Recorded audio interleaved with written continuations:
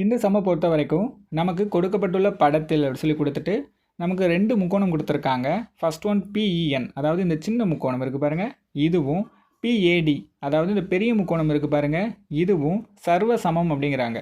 சர்வ சமம் அப்படின்னா என்னங்கிறத நான் பின்னாடி சொல்கிறேன். அதுக்கப்புறம் என்ன கேட்டிருக்காங்கன்னு பாருங்கள், எக்ஸு ஒய்யோட மதிப்பு என்னன்னு கேட்டிருக்காங்க. ஃபஸ்ட் இப்போ சர்வ சமம் அப்படின்னா வேறு ஒன்றும் கிடையாது. அதாவது இந்த சைடு பாருங்கள், PE இருக்கா, அதாவது நேர்கோடில் வரணும். PE இருக்கா, அதோட வேல்யூ 6. அப்படியே அது கீழே பாருங்கள், PAன்னு ஒரு வேல்யூ வருதா, இது என்ன வரும், 6 + 2 8. ஸோ இந்த 2 வேல்யூவையும் டிவைட் பண்ணி வர்ற வேல்யூவும் அதே மாதிரி அப்படியே ஸ்ட்ரெயிட் ஆப்போசிட்டில் பாருங்கள், இந்த நேர்கோடு PN அதோட வேல்யூ ஒய். அதே மாதிரி PDயோட வேல்யூ என்ன இருக்கும், ஒய் + 5 வரும்பா, ஒய் + 5.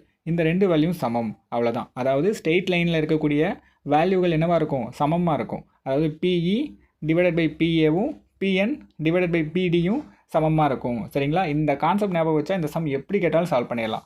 இப்போ இதை குறுக்கு பெருக்கல் பெருக்குங்க.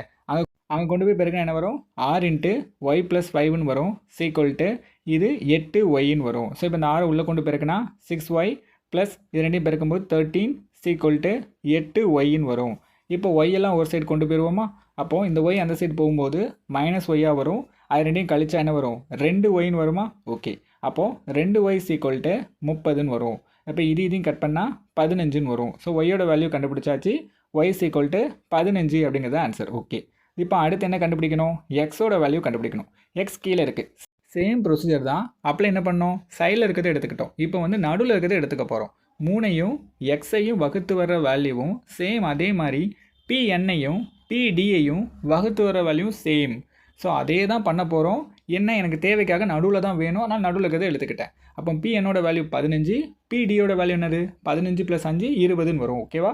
ஓகே, ஸோ எல்லாத்தையும் கட் பண்ணால் எக்ஸோட வேல்யூ கிடச்சிரும். இந்த சம் வந்து மறுபடியும் ப்ளே பண்ணி பாருங்கள், கொஞ்சம் பொறுமையாகவே பாருங்கள், நல்லாவே புரியும். ஓகேவா? x = 4 அப்படிங்கிறத